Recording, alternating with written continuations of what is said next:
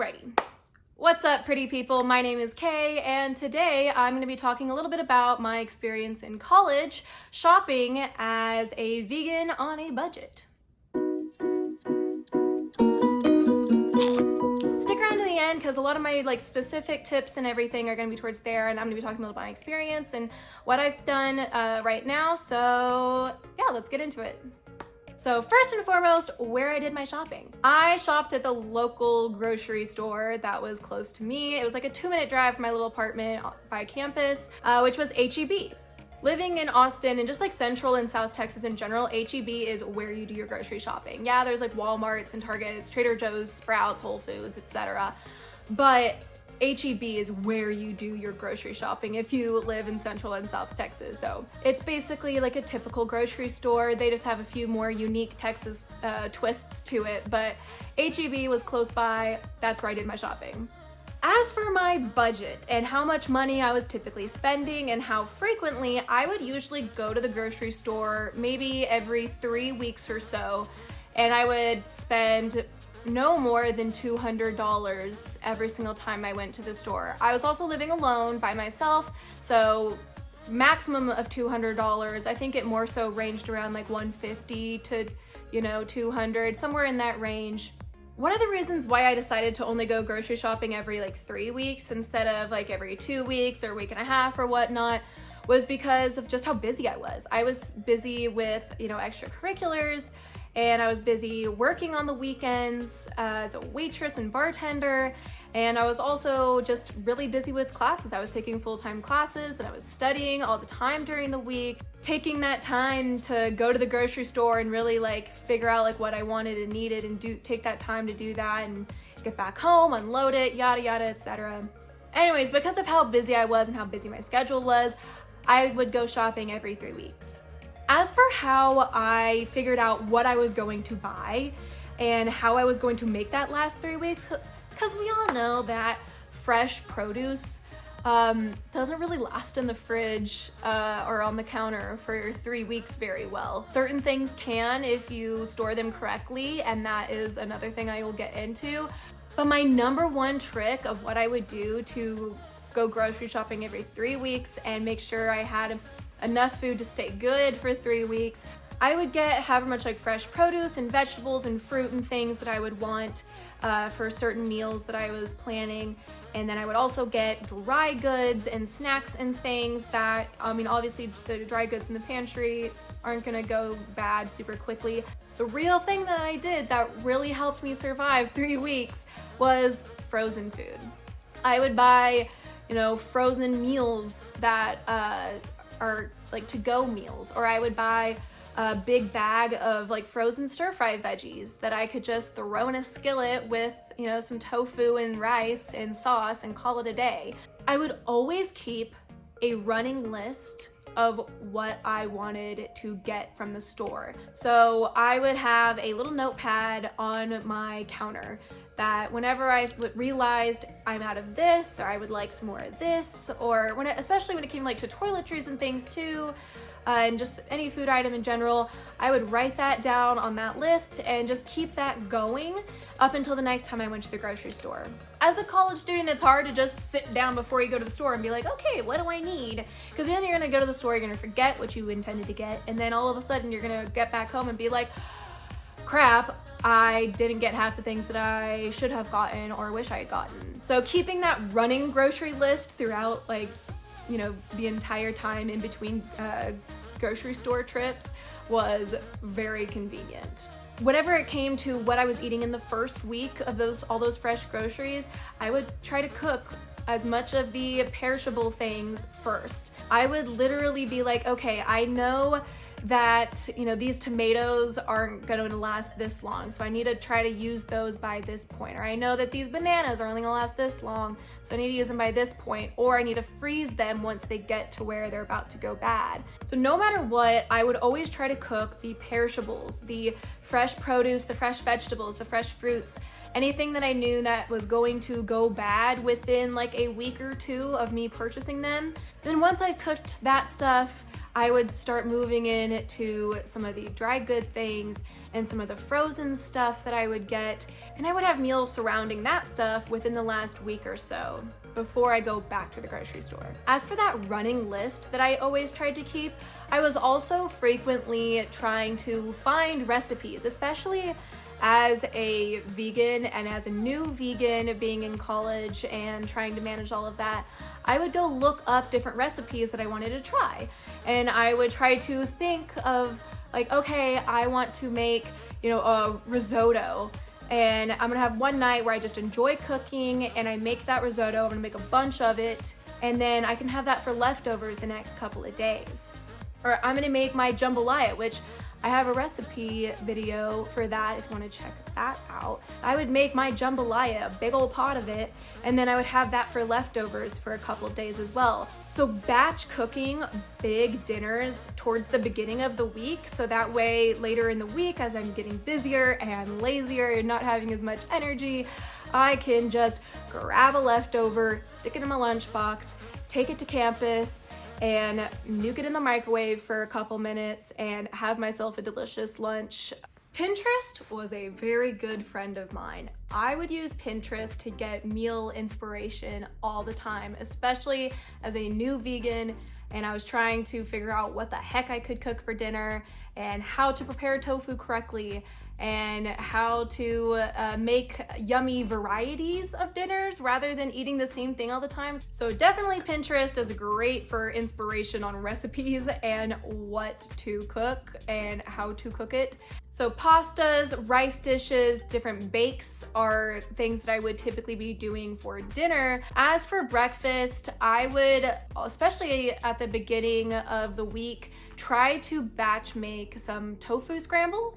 I do have a video recipe for that as well, and you can like batch make a whole block of tofu and make a big old thing of tofu scramble, and I would make tacos with that the next day, or I would just heat that up and eat it from a bowl with a spoon, or I would make some avocado toast. Also, typical like cereal, oatmeal, that stuff is pretty cheap. You can buy a big box of your favorite cereal, a big old bag or container of oats, and make yourself some oatmeal or cereal quickly in the morning and call it a day, especially if you're busy and you're trying to just get on the road. Or for me, I guess, hitting the sidewalk to walk my 30 minutes to campus. It was a big campus. I went to UT Austin. It was a big campus, lots of hills, lots of walking. But for lunch, I would typically do my leftovers or a frozen like single package meal, or I would make myself a sandwich of some sort. I would pack snacks. I would get some granola bars like Lara bars and some trail mixes and things, big things of trail mix that I could just put in a little Tupperware and shove in my backpack or my lunchbox and take with me. I would say snacks are important, especially, gotta keep that brain power while you're learning in college. So that's kind of my overall experience, kind of, I guess, condensed down into some few specific things as to what I was doing for cooking and grocery shopping and whatnot. As for my specific tips to make it work for you, number one, know your budget. Whether you are working off of savings from working or what you are making with the job that you have at that time, or with whatever allowance you are receiving, whether that be from like student loans. For me personally, I kind of had a combination of different income sources. Throughout my semester, I wasn't working enough to be making enough to, I guess, make ends meet every single month. So I was using like savings and a little bit of loans and whatnot that I had, and kind of spacing that out throughout the entire semester to make sure that I was making ends meet and I knew what I was working with each month. I knew how much I could spend, and so my goal for each grocery trip was to not exceed $200. So knowing your budget, knowing how much you can spend is so important, and really trying to figure out what you can buy and how you can make that last by buying the right kinds of things.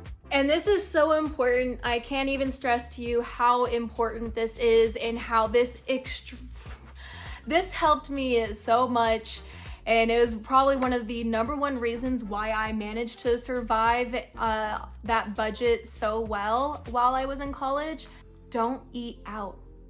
Literally just don't go out to eat. I know that it's hard, especially as a college student, you know, going out with friends to grab some like lunch or something. You know, you're feeling really lazy and you're just like, oh, I want to just go DoorDash something. It's like, don't go out to eat. Don't eat out. I honestly don't even know if I ever really ate out at all while I was busy and in school. I would even pack my lunches to work. Like on the weekends, whenever I was working as a bartender or server, I would get a, Beyond Burger at my work. And because of my employee discount, it was 50% off. And then I could just use whatever I made in tips to pay that. And it was a lot cheaper. But that was basically like my eating out. I didn't pick up to-go food or from restaurants or really anything. And if I did, it was a special occasion and it was in a social environment. It was not just because I was feeling lazy. If I was feeling lazy, I would just toss some buffalo nuggets into the oven, or if you have an air fryer, the air fryer, or if you're feeling extra lazy, the microwave. And I would call it a day at that and be like, this is fine because I am sticking to my budget and I'm not gonna go eat out.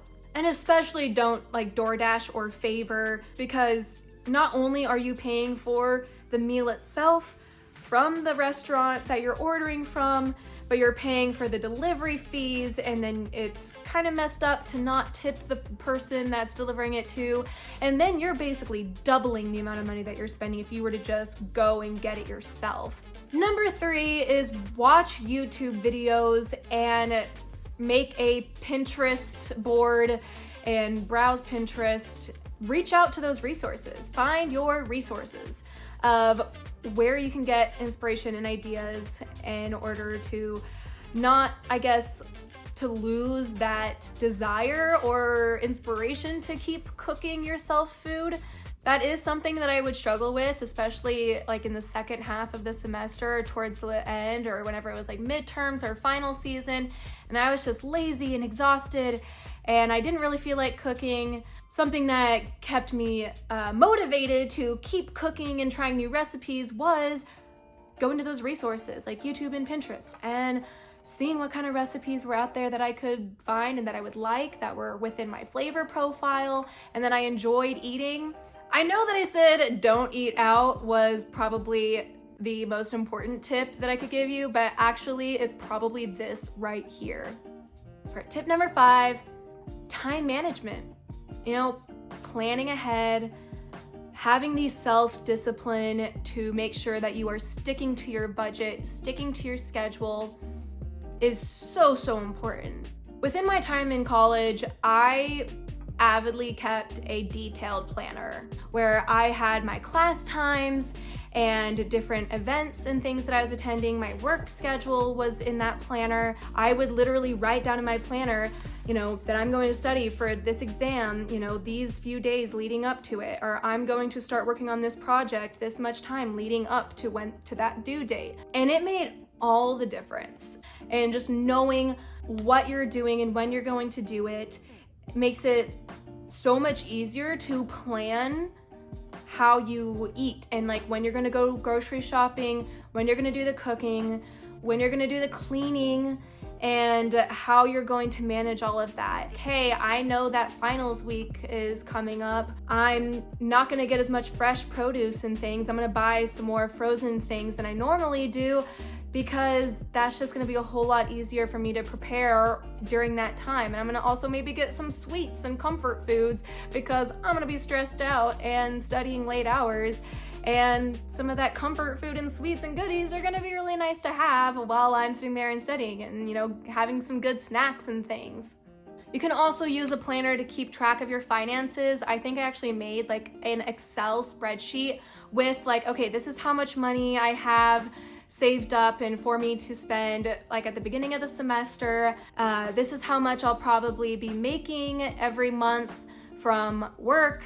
And so this is how much my bills are, which is going to take out of every month, which means that this is how much I want to spend on groceries. And this is how much I'll have like left over. And that was a great way for me to know my budget and go into the semester having a game plan and knowing what I wanted to accomplish and what I wanted to do. Let me know in the comments down below how you're surviving college as a vegan or how you plan to, what tips you think are going to be the most useful, and yeah, best of luck. Enjoy freaking college. I kind of miss it. I also kind of don't at all, but be aware of your budget and your needs and your schedule, and don't give up. Believe in yourself, you know, stay confident, stay diligent, and make those A's and cook that tofu. If you want to get some inspiration and ideas by what I'm cooking, you can follow me on my Instagram, which is @KaylinWester, and especially subscribe to my channel, like this video, and let me know down in the comments what you think, how you're gonna survive college as a vegan, a broke vegan like I was, and yeah. And remember, pretty people eat plants. Huh? She knows I'm talking to her, but she's ignoring me. Ella? Ella? She's choosing to ignore me because I've ignored her. Ella? Ella? She's napping. She doesn't want me to talk to her right now. Okay, that's fine. I see how it is.